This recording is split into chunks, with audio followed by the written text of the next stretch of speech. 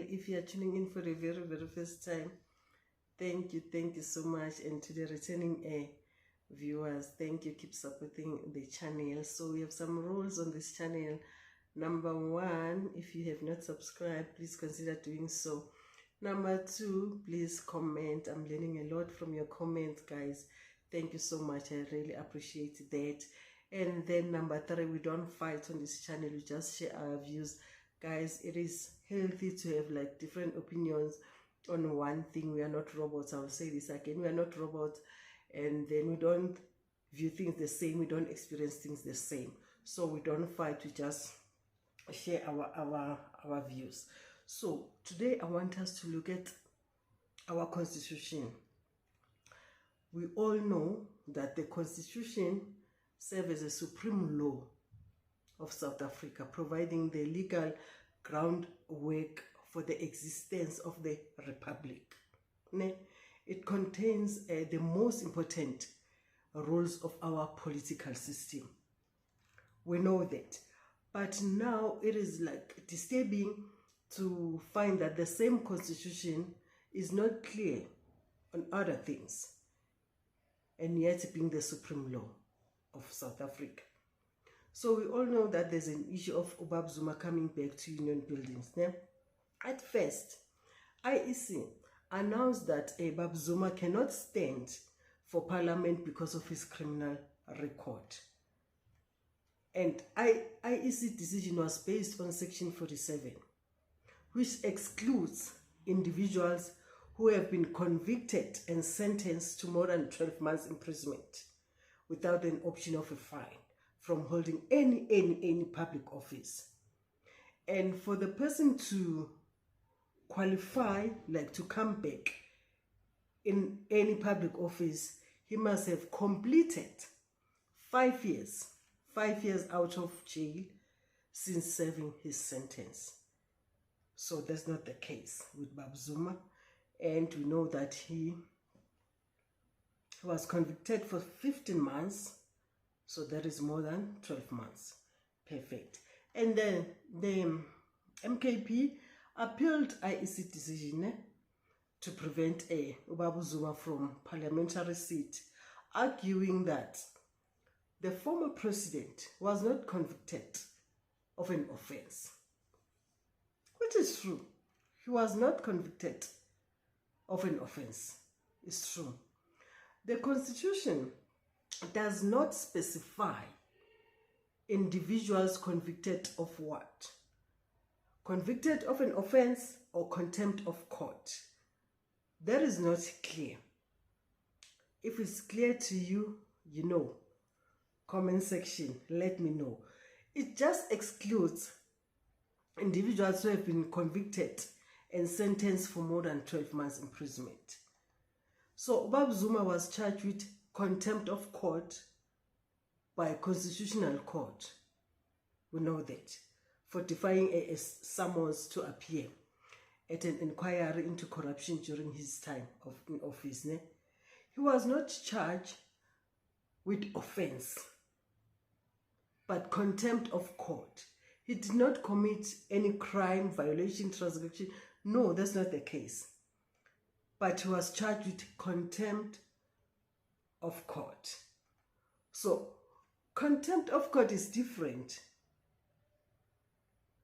because there's an act of disobedience or disrespect towards a court, or interference with its orderly process. That's what Zuma did. So this one refers to any behaviors, any behavior of an individual that defiles or opposes the authority or dignity of the court. We know that if you are served with summons to appear in court and you decide not to, then you can be charged with contempt of court. You disrespected court orders, which is the case with Zuma. So, criminal record is a documented history of an individual's involvement in criminal activities. You see, there's a difference. That this one includes like any convictions or charges brought against you, but criminal activities. So this does not apply to Bab Zuma's case. I don't understand which criminal record IEC was referring to.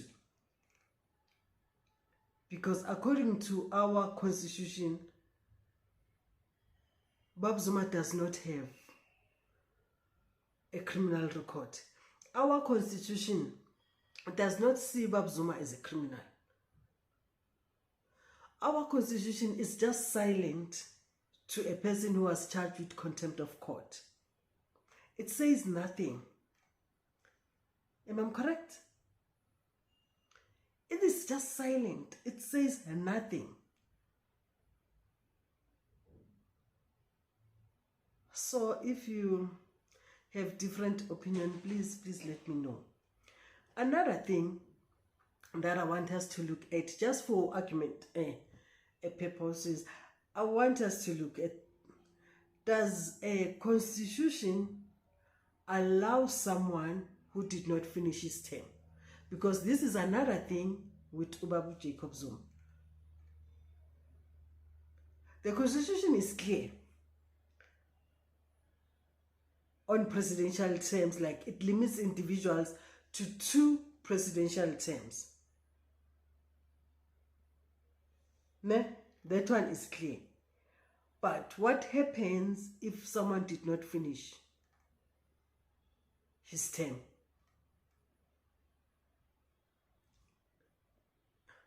Do you count it as a full term? I don't know. Because others are saying Bab Zuma has already met the criterion, the constitution will not allow him back into union buildings because he left the government in 2018 and his term was ending in 2019. So again, the constitution is silent when it comes to the president who did not finish his term. It does not state that he is allowed to come back or not. It is just silent. The only thing that is clear about this is that South African presidents serve only 2 terms. That's all. That one is clear. But it does not say anything about like what happens when the president does not finish his 2nd term, which is the case with Bab Zuma. He did not finish his 2nd term. So I don't know. Let me know what you think about this. But for me, personally, guys, for me, this entitlement of Ubaba Jacob Zuma to run for president again, it's a very, very complex issue.